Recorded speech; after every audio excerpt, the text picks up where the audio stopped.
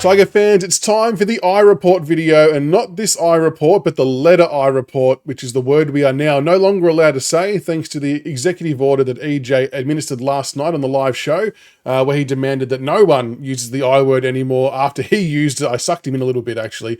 I caught him off guard and he used it himself. He was a bit flat about it, but we wanted to be more about a fitness report or something. I think that was the word he used. But anyway, you get the idea of what we're talking about in this video. The big story to come out of it, though, is Juddy Clarke is available, which is bloody exciting. And I'm selfishly very, very happy it's this week because I'm actually heading to the VFL on Thursday, which I assume is where he'll play his first game of football. But Juddy Clarke, as Serpil has said, is available for selection, making his return from his ACL injury, which is just super exciting for the kid. He's been itching to go for a little while now, as we've heard from a few training reports. So to see him back out there's good. The big question for me is what position do we play him in? He obviously started at the club as a bit of a small forward, half forward, hybrid role. We've obviously got some players in that position already. You got Mansell coming back. There's Seth Campbell, Steely Green, Morris Jr. So it's an interesting dynamic to see how that works. There's been a few people float the idea maybe he could be a wingman. Maybe he could be tried off halfback because he's got pretty good disposal. So a few ideas there. It'll be fascinating to see what they do with him at VFL level on Thursday and how long he plays for as well. So all the best to Juddy Clarke. Ryan Mansell is available for selection this week. The club felt he could have played last week, but was obviously having to miss due to suspension. Again, it's another really big question about if he comes in, who is it for? Obviously, winning against the Gold Coast Suns was probably largely unexpected, and it's very difficult to change a winning side when a win like that happens. Steely Green's probably the name that popped into a lot of people's heads, but he was our equal second highest pressure act player on the ground. Now, as a young and up-and-coming side, you want to build your game around pressure acts and defensive efforts and causing forward half turnovers and things like that. I just don't see us dropping someone like Steely Green on the back of getting the equal second amount of pressure acts. Gee, that was difficult to say. My goodness, you know what I mean. I can't see them dropping Steely Green for that because that's kind of your one wood. That's where you want your pressure to be. Morris did the same thing and got the tackles as well. So yeah, I don't know where Ryan Mansell fits in. It could be a straight swap for Samson Ryan, who's out with a foot eye. That's really hard to not say the word. EJ, you're killing us here. But that might be the only change in the way that Mansell gets back in. Speaking of Samson Ryan, he copped a sore foot. He's out for 2 to 3 weeks, which is really unfortunate because it would have been nice to have him have a consistent run at it. I think it's really difficult to play at a reasonable level when you're in and out of the side. And yeah, he's kind of not getting that for a whole wide range of reasons, but he will miss 2 to 3 weeks. In terms of the other ACL crew, McKelty Lafau now has some weeks next to his name, 4 to 6 weeks. He'll be back in. Serpil said he's doing really well, and that's the timeline, 4 to 6 weeks. I dare say he'll come back through the VFL as well, but another very exciting prospect to see back soon. Tyler Young, 5 to 7 weeks away, so he's another one who's got some weeks next to his name now in terms of a timeline.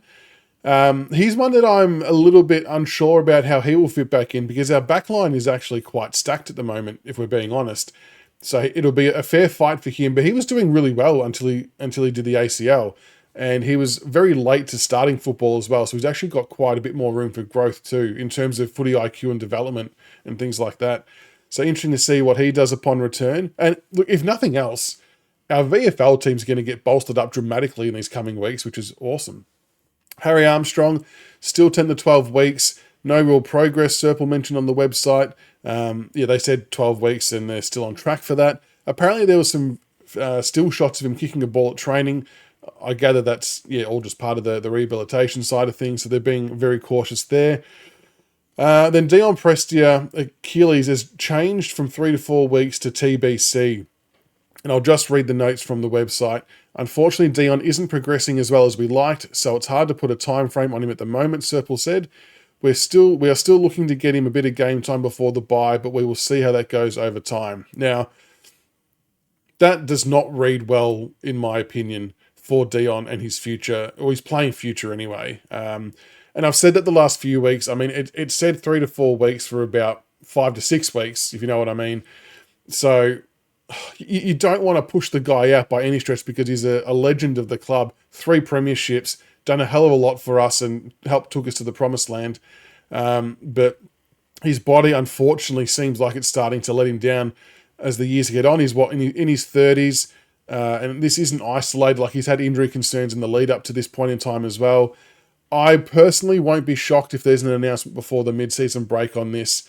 It just doesn't seem like it's improving anytime soon. I've heard various bits and pieces that he hasn't actually trained for a couple of weeks, maybe on the back of this. But at the same time, in a more positive light, he is doing a lot of coaching at VFL level for us as well, doing a lot of one-on-one work with Smiley and players like that. So he's actually still having a really profound impact on the playing group without being on the field. And Dion has said in interviews that he is interested in doing coaching, and maybe this is a bit of a transition process into that type of role at the club for the rest of the year. And like I said, you would dearly love for a player like Dion Prestia to go out on his own terms.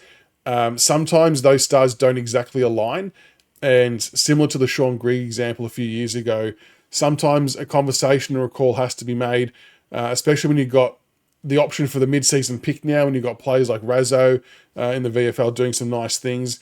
But it just seems very unlikely that his Achilles is going to ease up anytime soon, unfortunately. But look, we'll wait and see what the club say. But like I said, I wouldn't be shocked if something comes out before the mid-season buy on that one. But anyway, that is the I report for, what are we, round 7 now? We've got the Ds in a couple of days' time, which will be huge. But it's really, really nice to see that the players are starting to come back in gradually. The VFL team's going to be stronger. The AFL team's going to have competition for spots, which is a really good thing to have. So make sure you like and subscribe for more Richmond content, and I'll see you for the next one. Go Tigers.